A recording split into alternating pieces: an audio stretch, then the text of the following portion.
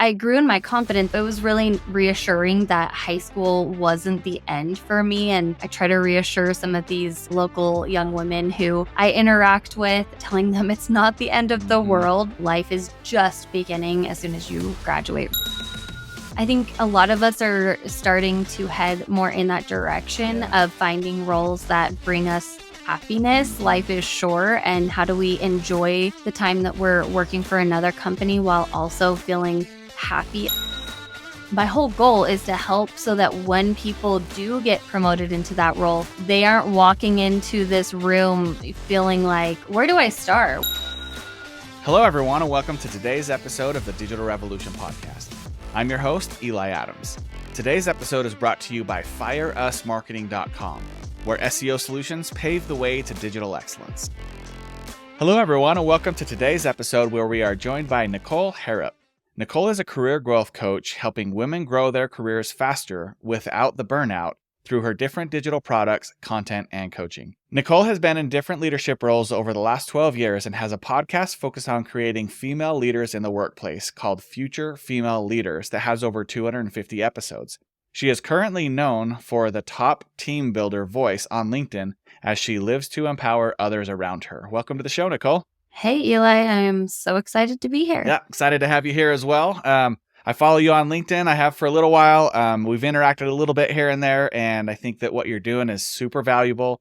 I'm really excited to have you on, especially, with the purpose of highlighting women in the space. I have 3 daughters that I want to eventually they're a little bit young now, but eventually I want them to watch these podcasts and know what their daddy did, but also see all of these other examples of really strong females in the digital space and letting them know, like, you can be whatever you want to be. If you want to be a stay-at-home mom, that's great. If you want to be a work mom, that's great. If you want to be both, that's also fine. And you shouldn't feel a bit bad about it. And I know that's a lot of your message. And so I'm really excited to dig in and get to know you a little bit. Absolutely. I resonate with everything that you said, and I'm looking forward to the conversation. Well, tell us about Nicole. Who is Nicole? Where are you from? Where'd you grow up? What'd you want to be when you were little? Let's get to know you a little bit. Yeah, sure. I am born and raised here in Utah. I'm from the Cache Valley area and moved down to Salt Lake in about 2009. Mhm. And yeah, a little bit about me growing up. I really wanted to be a dolphin trainer. Oh, cool. I loved dolphins, and at first I thought that meant a marine biologist. I don't know where I got that from, and then I was like, maybe that's not actually the correct term or career that I would want. But yeah, I thought I love being in the water, and swimming with dolphins would be ideal. I will update you that I have still never swam with dolphins. It's still on the Oh, bucket man, list. you should do that. Yes, to happen one day. That is definitely a goal. But yeah, I have 2 brothers and triplet younger sisters. So we definitely had a, big household growing up in Yeah. terms of all of us being so close in age. Because, right, triplets. Yeah. And then me and my brothers are each 2 years apart. So lots of kids, small amount of time. So early on, I feel like I got a little bit lost in the shuffle because I can only imagine. I have 2 daughters who are 22 months apart, and that feels overwhelming sometimes. So now that I am a mother, I can have a little bit more empathy and understanding for what my parents experienced growing up, having my triple sisters and us 3 older kids on top of that. Mhm. But yeah, it felt like I was often maybe not necessarily forgotten about, but there was a lot of focus on the 3 youngest siblings, my sisters. Mhm. So yeah, growing up, I really did not enjoy high school, and thought my life was really defined by maybe how successful or the lack thereof in high school. And so I kind of struggled with where I fit in. I wasn't very popular. I had transferred schools up in the Cache Valley area. Mhm. So not very far from when I went to one school to the next, but I actually knew people at every other school in the valley and beyond, except for this one that I was going to be attending. Mm. And it was a struggle to make new friends. And, I started hanging out with a guy that apparently was, hanging out with another girl. And Oh. so that started a lot of drama right from the get go. And high school just wasn't very fun for me. Mhm. And then I graduated and started working. I guess I started working when I was 16. Very much wanted to get out, earn my own money. I've always wanted that for myself and to create some sort of independence. My family didn't have a lot of money growing up. So I knew kind of if I wanted things in life, then I was going to have to do it myself. So yeah, when I turned 18, I quickly moved out and wanted that independence and started at, I guess I worked at a restaurant up in Logan Mhm. called Cafe Sabor. Love that place. Mhm. And worked there for several years. I worked at a call center up there and, kind of started growing in my confidence that, hey, I'm actually doing pretty good here.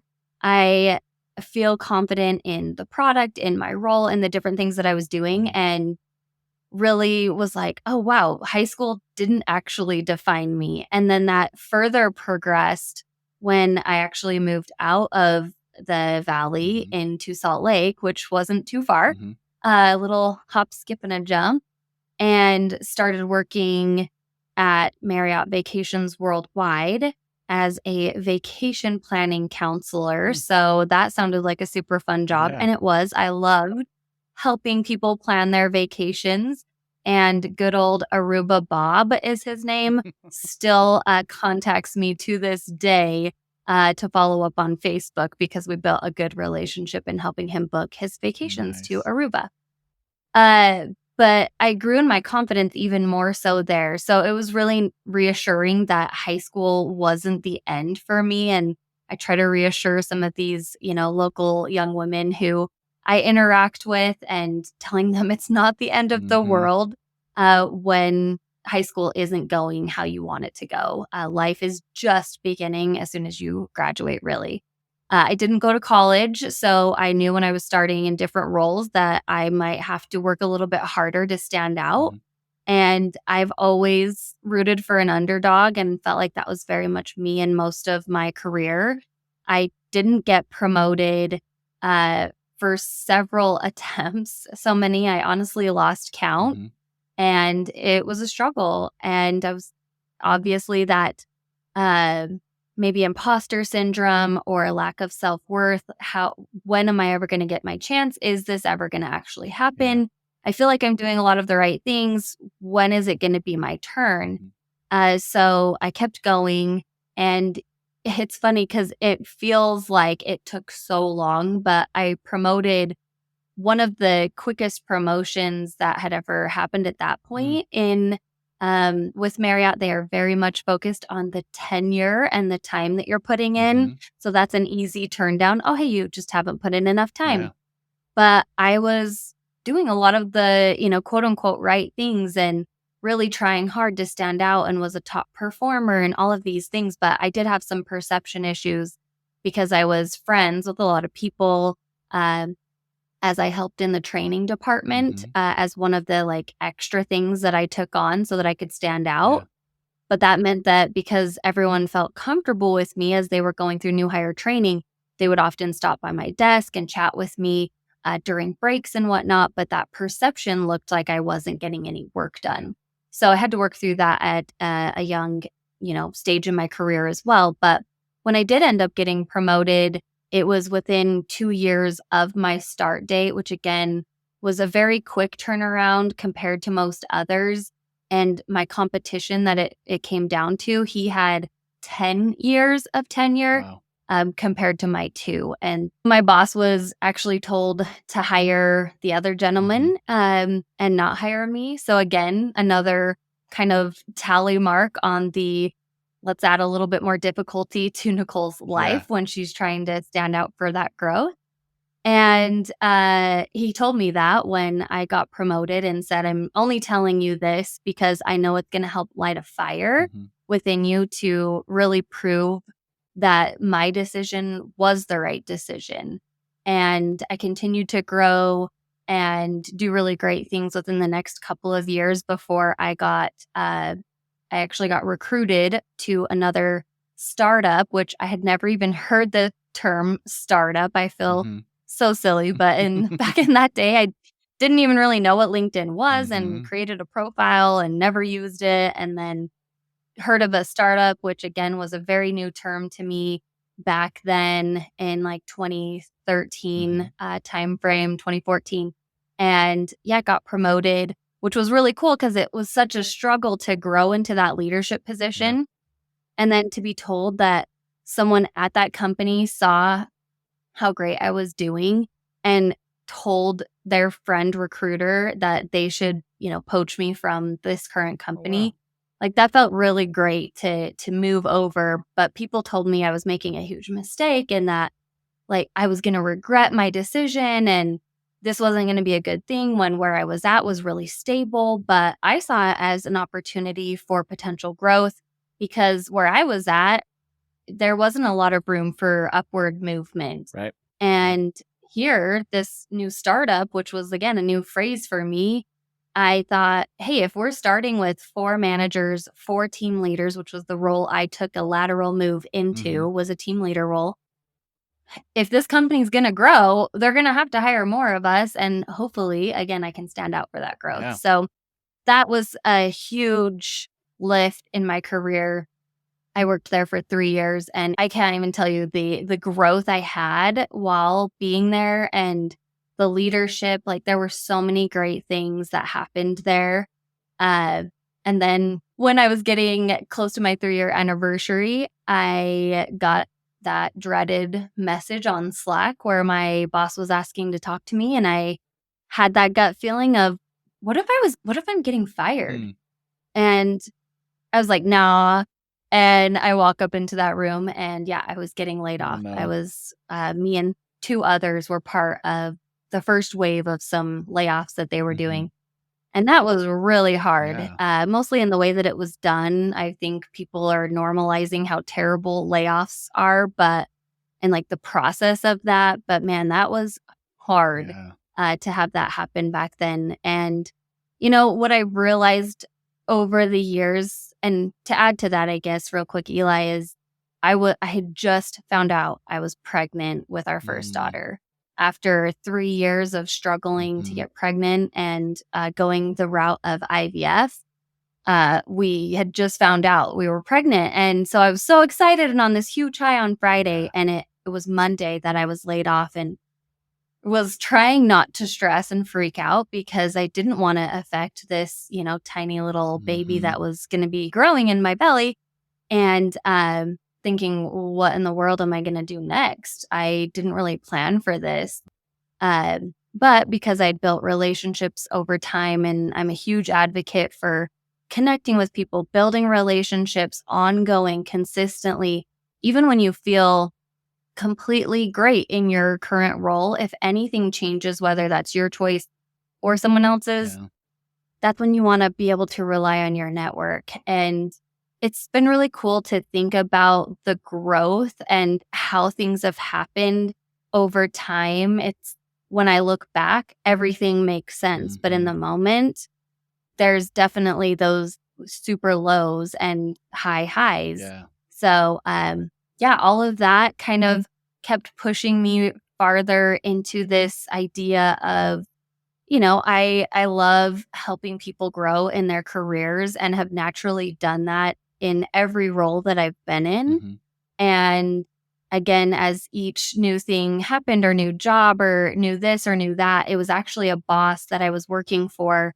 And he was asking as his company grows, what role would I want to be in? And I had never asked myself that question, which was crazy. Yeah. Like I am a huge supporter of where do you want to grow to? What roles? But I was so focused on defined roles that were already available Mm-hmm. instead of creating your own. And at that point, I said, hey, I'd love to help empower, more women to grow into leadership. And he kind of looked at me funny because I was the only female at that company, Mm-hmm. and it was a very small company, about 5 or 6 of Mm-hmm. us, but I was the only female, so he was kind of like, interesting. Okay, I'll see how we can support you in that growth. But that ended up getting me to launch a podcast and, share a message that's more focused on kind of the feminine side, a more feminine approach to building relationships and growing in your career in a way that feels really good Mm-hmm. and doesn't feel like you have to conform to a lot of like the more traditional pathways. Mm-hmm. And eventually launching my own company called Grovio, which is very much focused on helping to create more leaders, not necessarily defined by gender. Mm-hmm. Obviously, I tend to lean towards women, but that program that I create for the Future Leaders program really is for companies to support their team members to prepare for that growth. Mm-hmm. So instead of, hey, we've got this new opening, who are the top performers? Let's promote one of them.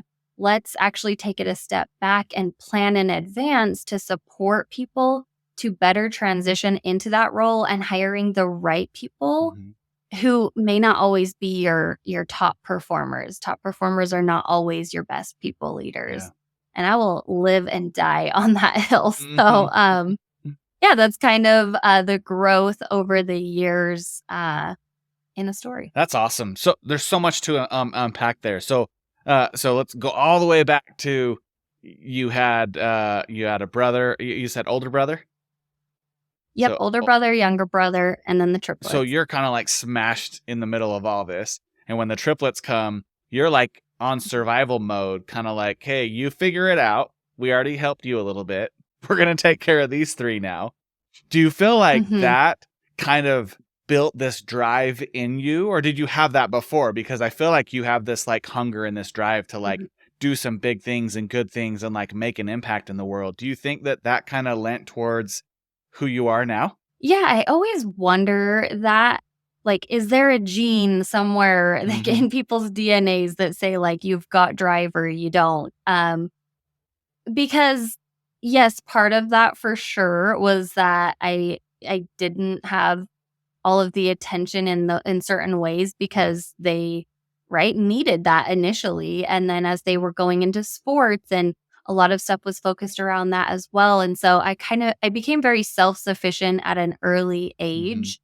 And I feel like because me and my mom are very similar in a lot of ways, which means that sometimes we can butt heads. Yeah. And growing up, like, we just butt heads a lot. And so when I had the opportunity to move out and be on my own, I did exactly that. And sometimes I feel like when people would say something like, oh, you're not going to, be able to do this, like, because you don't have the support, you don't have the degrees, you don't have this, that, or another thing, it becomes that choice, right? Yeah. Of either agreeing with people's definition of what you are or choosing to push through. And that's like that grit and resilience Mm-hmm. of saying, no, I'm going to prove you wrong. Watch me do it. Yeah.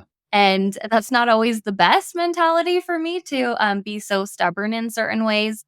But that has definitely served me over the years. Mm-hmm. And yeah, definitely a little bit too self-sufficient sometimes and need to kind of lay off, and especially like letting my husband take the reins and make some of those decisions Yeah. too and be that Yeah, partnership. there's a good balance for sure, but that does fire me up when somebody tells me I can't do something. It drives me to do it, actually to prove them wrong. I remember specific scenarios growing up where I wasn't as good Mhm. in in baseball when I was younger, and people are like, "You're just letting the team down. You should quit." And it drove me to like get my older brother and say, "Teach me over the summer. I'm gonna be the best." And so, um, whether I was or wasn't the best, it drove me to be better in that specific area. So I'm the same way. I also resonate with the message you have with like high school is not it, right? Like I have younger kids and they're in middle school and elementary, and um they get teased once and all of a sudden it's like the end of the world, and I'm like, just trust me, just wait, like just get through this, the 12th grade. and the whole rest of Mhm. the world will like open up to you. So like, don't be so hard on yourself. Don't believe everything that people says. I was the same way. I wasn't popular in high school. I didn't really enjoy a lot of high school. And as soon as I moved out when I was 18, I was like I moved from one small town to a kind of smaller town or bigger town. Like I went from Scipio, Utah, which is like 300 people, to Ephraim, which is like a few thousand, right? So it's not that Nice. much bigger, but it was eye-opening to me to be like, there's more out there. And then I went from there to Logan, and Logan to North Dakota. I went by myself to a completely different state without anyone. And just like there's so much growth in those tough times that have shaped me into who I am. And so if there's any message out of all this that I hope the listeners get is like, if you're a younger person in high school right now, just hang on. Like it gets better. Just trust me, it gets better. So I love that part of your story. Okay, so then moving on, you get this great job, you end up getting promoted. I'm a proponent of promoting people for the value they deliver, not for how long they've been there, not for the degree that they have or don't have. I found as a leader of multiple big teams over the last decade, I have found that there's more golden gems in people who are hungry and want to learn and want to be better than those who have Mhm.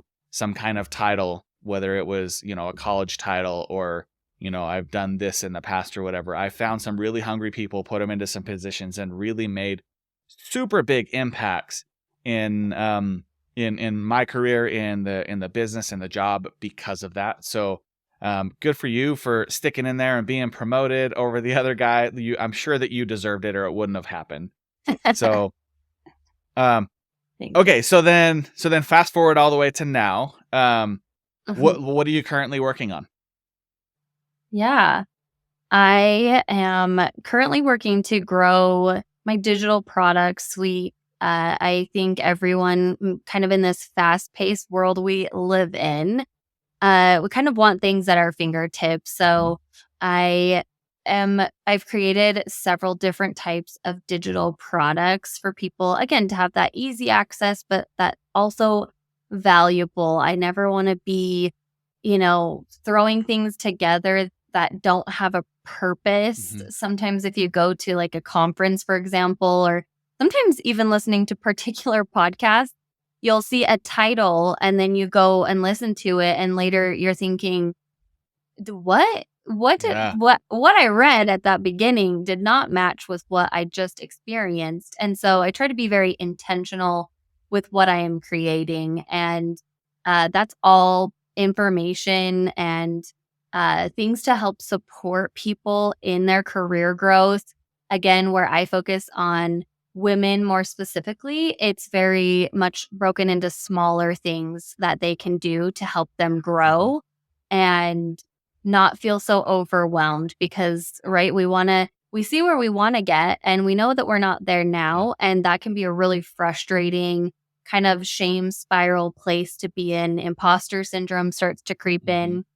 So the things that I create are very much, do at your own pace for the most part, and, it's not like you have to start in one specific space. Mhm. You can kinda take it wherever your heart is driving you, which I think is very different than a lot of the other content that's out there. And also, working on, launching more cohorts for the Future Leaders program. So I also do that in a group coaching format with the digital access to the video Mm. content. But then people can also purchase it one off if they want it to be a little bit more cost effective. There's the option of the digital video product by itself Mhm. with the digital download with all the questions and thought prompts and all of that good stuff without the live Mhm. coaching aspect. So, yeah, everything's focused on helping people grow in their careers. Making a bigger impact is really my big focus, Mhm. and still very much don't have it all figured out, but that's my passion area. And yeah, all the stuff that I'm working on right now. Very cool. Can you tell me about maybe one or two like success stories, people that you've worked with and like how they've improved Mhm. going from one step to the last? Yeah, absolutely. I've worked with a lot of people in career transition as well. And so one gal I will tell you about who was initially coming to me saying, hey, I'm in this interview process and I found my dream job, but I think I'm overqualified for the actual role, but I want this job so badly, but I'm nervous that they're going to say I'm overqualified, which is so interesting that that is a thing. And there's all sorts of things that come into the interview that could, hurt your chances. And so I started working with her in regards to that about how do we position you in a way that even though you are overqualified, how do we let them know that this is a dream job and that you would be fulfilled and not wanting to leave based on the work that you would be doing.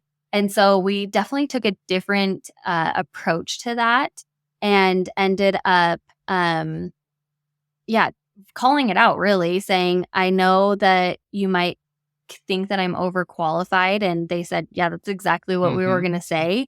And so it kind of helped to call it out, which can be really nerve-wracking to say that because it sounds like you're coming from that place of confidence of, hey, I know I'm overqualified for this role, but I want it. And here is why I know that I will be successful.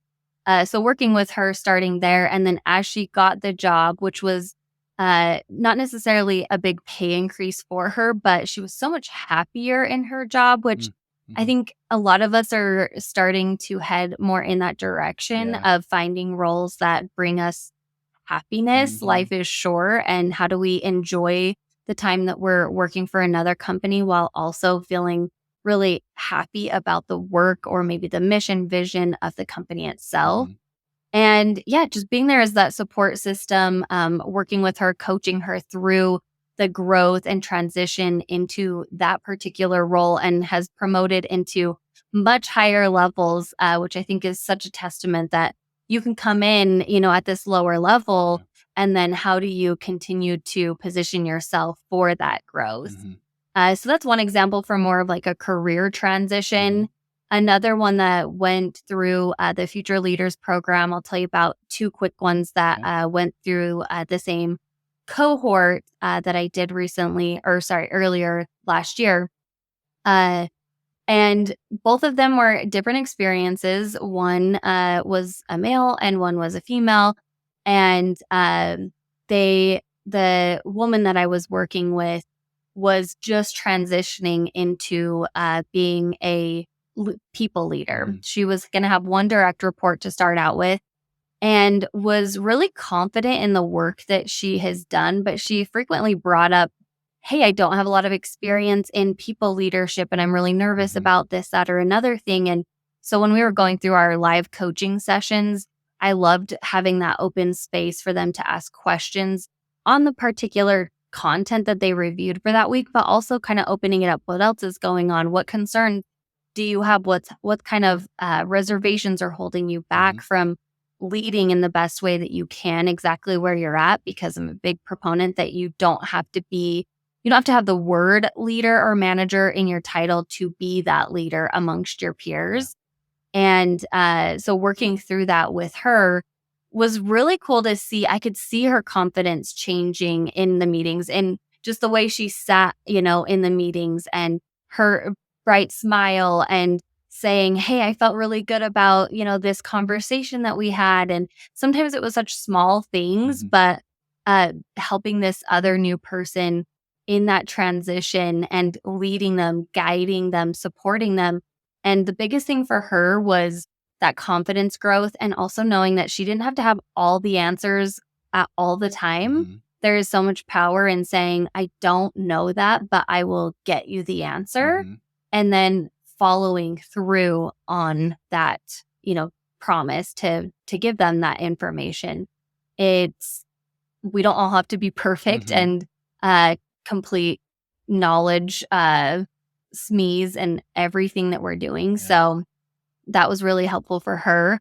And then for the gentleman who was going through it, it was really cool because for him, he felt like there was some burnout potential in his role where he didn't quite know what he could prioritize or should prioritize on his workload, that there was enough work that he could work 24/7 if he really wanted to, but how do I have that kind of work-life harmony while also feeling good about the work that I'm getting done? And so some simple small things of how to approach his leader about the workload. What's most important? What are things that can wait until next week? Or what are things that I can help delegate? Mm-hmm.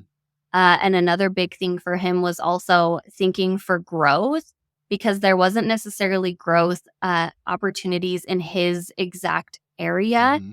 But I said, again, like for me, just because it's not there doesn't mean it will ever be. So, what role would be of interest for you to grow into? Start connecting with those people in those kind of roles on LinkedIn. Find mentors, see what they are doing that's different from what you're doing, and help kind of start to fill that gap through that mentorship.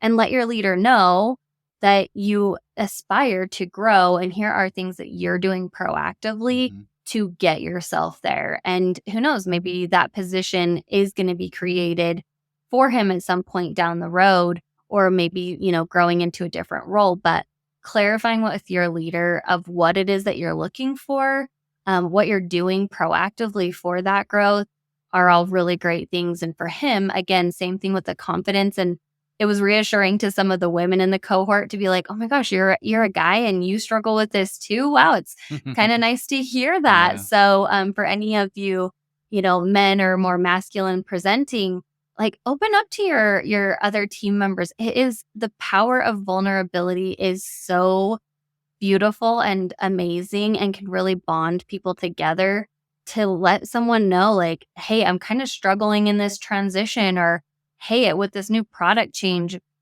I'm actually not sure what's going on. Can you help? Are you comfortable? Or are you feeling good about this? And if so, Mm-hmm. can we talk and go through that?" So, yeah, kind of a couple of brief ones to go over in terms of what their different career paths looked like for that growth. Wow, those are really cool stories. I'm sure you have a lot more that you could talk through. As we're on the leadership topic, one thing that Mhm. I've seen in corporate America, especially, is as new leaders get promoted, Yeah. there is usually sort of this like power hungry struggle that they have to go through and try to figure out like, where do I be humble? Where do I be strong? What advice would you have for those people who are like new up and coming leaders to recognize that first of all, and to sort of address it right at the beginning so that you become one of the leaders that people look up to and not somebody who they're afraid to be around? Great question, Eli. And the whole reason why I created Grovio, and which I think is a little bit of struggle, honestly, for me to get people bought in on what I'm offering, is because there's not a lot of immediate need, is what some people say. Like they know they need it, they know they want it, but it can wait because we don't have an opening coming up, or we Mm-hmm. don't know if anyone's quitting or if we're laying anyone off, whatever that looks like.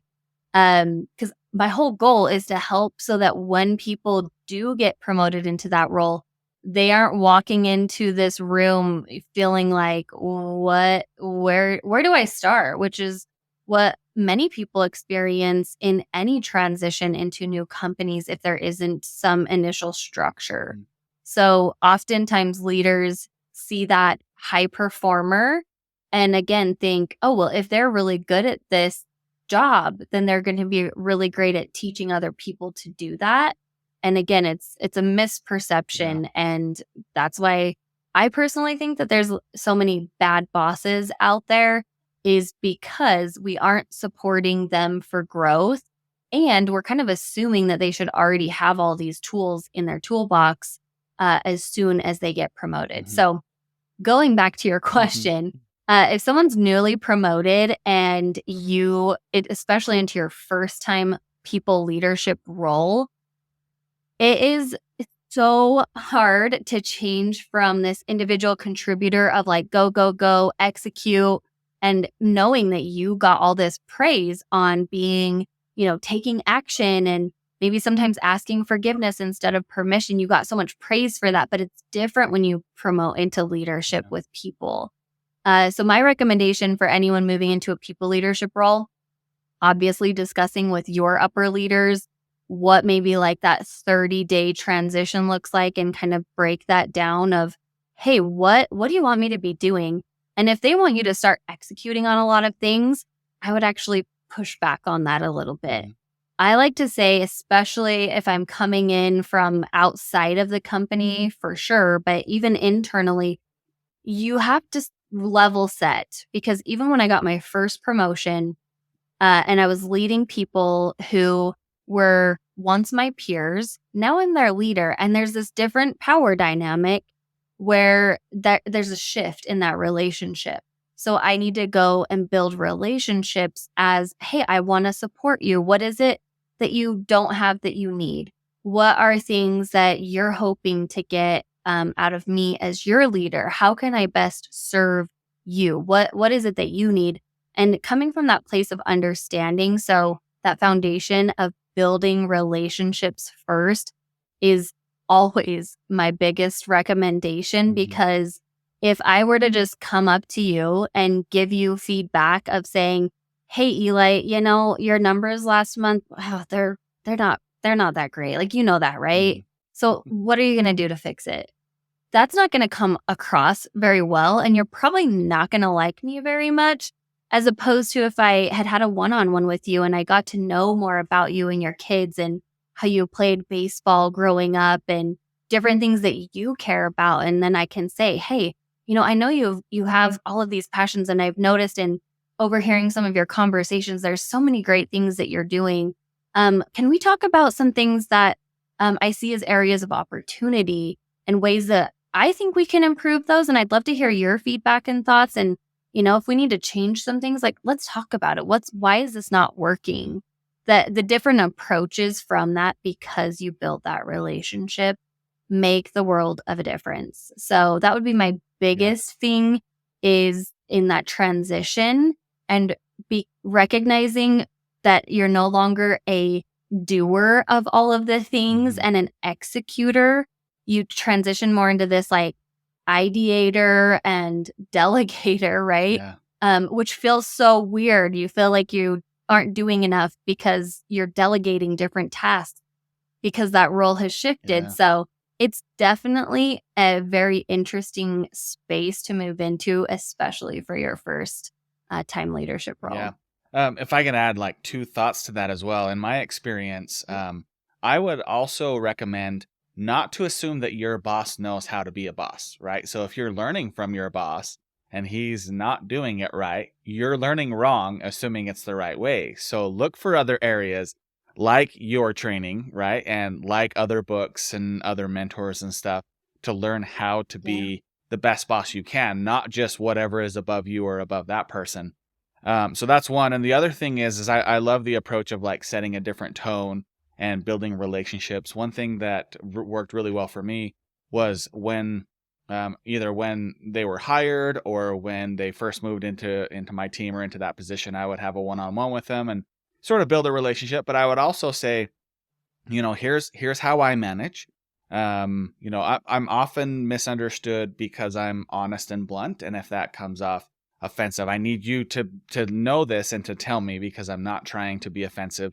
But I do want to ask you, like, how do you like to be managed? And in most cases, almost Mhm. 100% of the time, they say, I want you to be honest and blunt with me. And then I Mhm. respond with, okay, so I just want you to be aware that I'm here to coach you and train you, and in the future, if something happens and we need to talk about it, we can reflect back on this conversation and I can say, "Hey, remember when you wanted me to be honest with you?" And they're like, "Yeah." Okay, so this is a coaching session right now, and I'm going to tell you Mhm. X, Y, and Z, right? But then it like got rid of the awkwardness of like, "Hey, you're doing bad," right? It was like, "Hey, this is just me being honest, and I want to make you better and make the team better, and so this is just one of those moments." And then we leave happy. Either way, so that was just kind of my approach. It seemed to work well. Um, Yeah. as helping new leaders and training other people on the team as well. Um, any thoughts on that before we move forward? No, I love that, and I think it's important to to have that conversation and recognize, even if someone doesn't always want that blunt, quick feedback, sometimes they want a little bit of time to prepare. There are certain times where you're not always going to deliver feedback in the way they want to receive it. So I think it's helpful, like you said, hey, I'm going to give you some feedback. And reinforce that with what your goal is. I'm here to help you to be successful. And this is why we're going to have a conversation of something that maybe didn't go as well. But I want to remind you, especially again, for people who are working with women, that reassurance that like, this one thing doesn't define you. Yeah. I want to help you to grow, but let's talk about what happened. And I want to understand, and then let's move forward. Yeah, you say it way better than I would say it, but that's same idea though. Okay, so I wanted you to be on the podcast for a handful of reasons. One is that you have digital products that I think everybody needs. I think that the packages that you offer and the lessons that you're teaching, I think a lot of people in the industry don't have access to, and they need to take advantage of that. The other reason is because you're super awesome on LinkedIn, and I've talked to so many people about branding and about company branding, and I've asked them questions back and forth and discovered that people don't follow brands; they follow leaders of people in brands. So there's a lot of people I've talked to who follow the owners or the VPs or whatever, and they buy the products because of the story and the journey that they're going through. So if we could get a little bit into the tactical piece here, and you can help Sure. understand, like for these business owners out there listening, it's not just about going and posting on your brand page once a week and like calling it good. Like help us understand how can they elevate themselves on LinkedIn or other areas, whatever other platforms they're on, so that people follow them, love their story, and then get to the product through them instead of one of these like boring business pages. Yeah. And I am still very much figuring out all of that as I go. It's always a work in progress. I'm not like arrived. That would be great, but always a work in progress. So for me, I recognize even from when I had transitioned over to that startup, working for Thumbtack was the company. I thought to myself, if I want to stand out and grow, what is how am I going to react? How am I going to act in these different situations with coworkers inside the workplace, outside the workplace? And what I was thinking back then of how I wanted to present myself, I didn't tie it to the word personal brand, but that is what I started building was a new name for myself, which is really cool that when people transition, because I've seen stuff go horribly wrong at one company, and then they move and they get a clean slate and they get to start over at this other company. And I've seen some people really flourish in those situations. I've also seen people recover in current companies from tough situations. So I started thinking about it that way. How do I want to show up in the workplace? How do I want to show up in my, virtual calls? You can see if you watch the video piece of this, like my office is a sunshine yellow with like these plants and, I want it to feel welcoming, a warm, calming effect when people talk to me specifically or see any of the content that I'm sharing with video. So for companies, more specifically, you are 100% right, Eli, that people want to connect with other people. Sure, some brands do a really great job of that connection piece, but the people are such a big part of this. And I know companies want to take advantage and they aren't maybe hitting it always the right way. Some people want to own your LinkedIn and say, hey, this is what we need to have you post today. And that's not authentic. Yeah. It has to come from that place of authenticity of, hey, these are some really cool things that we're doing. Provide time. If you want people to post on their own LinkedIns and starting to grow their own personal brand, which is another thing that I will say that will always benefit your company. Like Darren McKee, for example, if anyone follows him, he is like the ideal person in this situation that works for a leadership development company, and he has over 100,000 connections. And so every time he posts, right, people are getting exposure to his company. And that's huge. He spent a lot of time growing that. But guess what? If they don't treat him right, he can leave. And guess what goes with him? That 100,000 connection.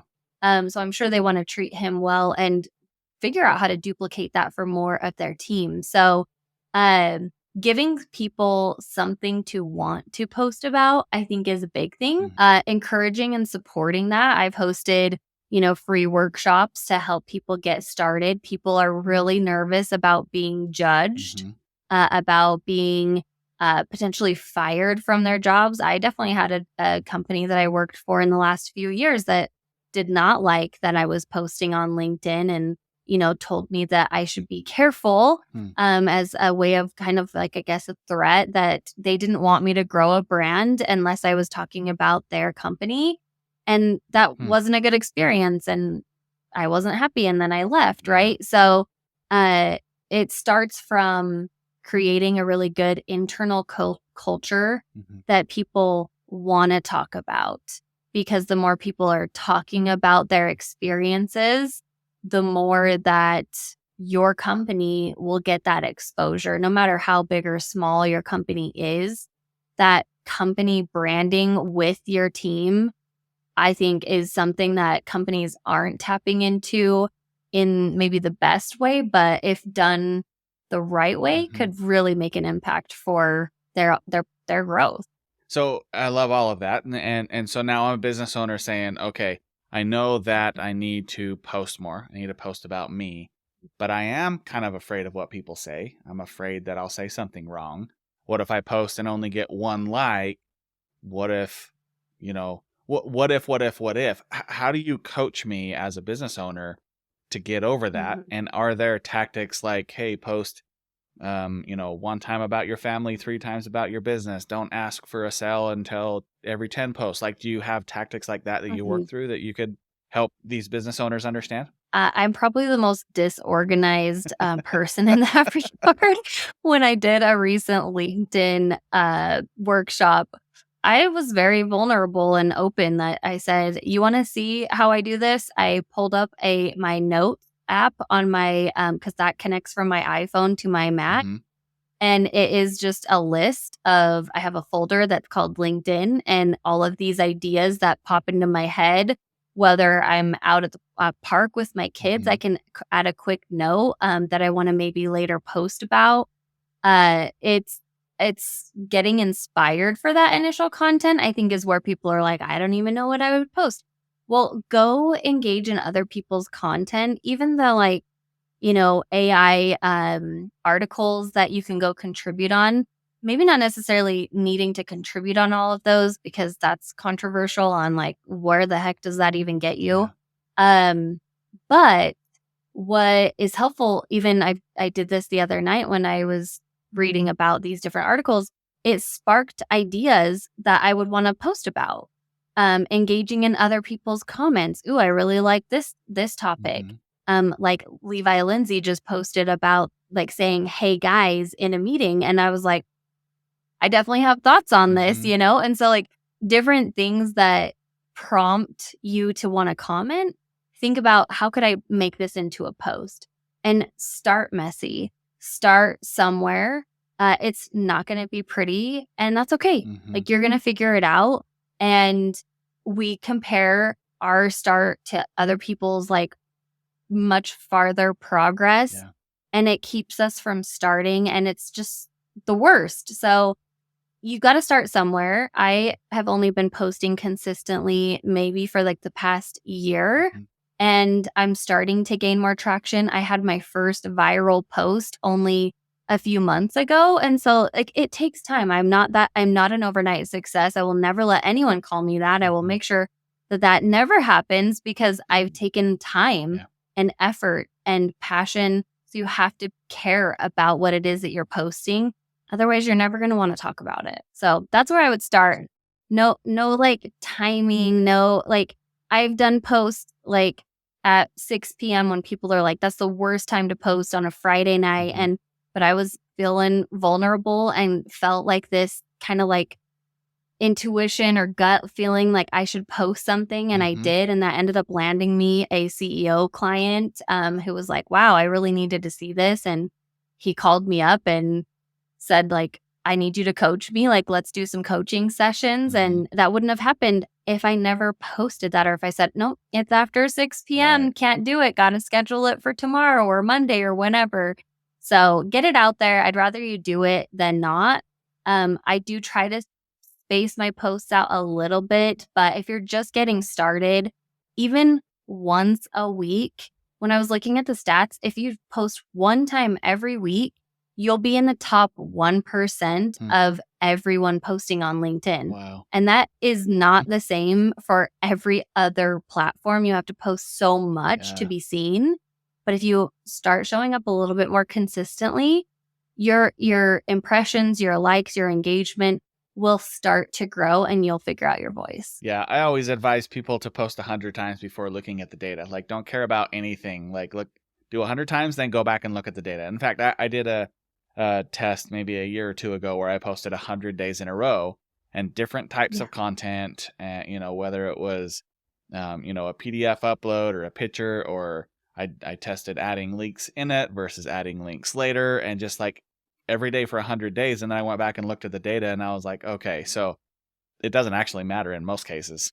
Like I would post, I would be putting my kids to sleep and it would be like 8:30 at night and I'd lay down and I would have the same feeling like today was a rough day. I want to get that story out, and I would tell that story kind of on LinkedIn, and at 9:00 at night I would post it, and it happened to be one of the best ones that I had posted in like a month.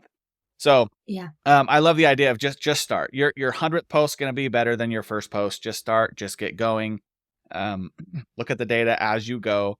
Don't be afraid of what people think, because most people don't think. Jay Shetty has a quote that I love so much. He quotes an unknown monk, and he says, "It's not what you think about me, and it's not what I think about me. It's what I think you think about me." And so a lot of times I'm worried about what you're thinking, and you're not even thinking about me, so it doesn't even matter, right? So just get it out there. Well, Nicole, where do you see the future going in your space? Gosh, with leadership development, I hope that every company starts thinking about proactive measures to better support leaders in that transition. I don't remember the exact stat, but most people don't actually get any formal leadership training until they are so much farther down the line, which is, again, like another reason why we assume that because people do good work that they are going to be good leaders.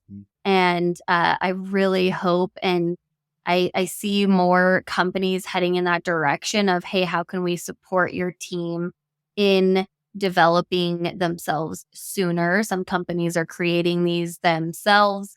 And I say, hey, like look for those opportunities. And especially as individuals, see what's out there for you. There's so many different options of affordability based on where you're heading. Yeah. And there's always going to be an option that's going to be a good fit for you. So I would love to see more of that. I would love to see more women, of course, in leadership roles. And that means that a lot of our male allies, helping step up in that space of sharing the floor, meaning on stages. That means sharing space in meetings, not speaking up, and sharing your voice in every single meeting. Allow more time for some of these other individuals to stand out and grow, because companies that do have a better balanced level of diversity in all sorts of ways, not just, women, but diversity in general, have such better outputs with better inputs. And that starts with that diversity. So that's where I would like to see it grow, is just more support, because I think that people would be happier in their roles. People's mental health would be better if we had people who were leading who had more support. Yeah. I'll add this sort of little pro tip for anybody who's listening. If you are in or want to be in a leadership role and you go to your boss and say, "Can I have some budget to get better and to be a better leader because I want to improve?" Most bosses want you to be better, and they're going to encourage that. And you can reach out to Nicole and say, "Hey, company's going to pay for it, and Nicole's going to train you to be a better leader." Right. So I've done that in the past. Like I've taken my leaders to like Tony Robbins in the past. We've done different workshops, offsites. We've brought people in for training and stuff. And it was on the company dime because they wanted us to be better. And if we're better, then the company is going to improve and be better. So don't think that if you want to be better personally, you have to pay for it out of your own pocket. See if the company will take care of that expense for you too. I love that. Okay. So at the end of every podcast, I ask 2 different questions to everybody. So the first question is, if you could go back to your younger self and give advice, what would that be? I think the perfectionist, like high achiever in me would say to start more things, like get curious, try new things without being tied to an outcome. So often that's what keeps us from trying new things is what if I put this thing out there and no one buys it? What if I do this and people hate it? What if I post on LinkedIn and there's crickets, and I just want to delete my post? Like, remove that outcome, simply try, get curious, do new things. And I wish I would have done more of that when I was younger. And I think that the perfectionist side of me held me back in a lot of ways. Cool. Very cool. Do you have any books, podcasts, or leaders that currently inspire you? I would say, podcasts, because I host my own for the Future Female Leaders podcast. Okay. I don't always listen to other podcasts because I get a little burnt out sometimes. But I do love listening to Audible books. And Patrick Lencioni is probably one of my favorite authors. Any of his books are so good. The Ideal Team Player is one of my favorites.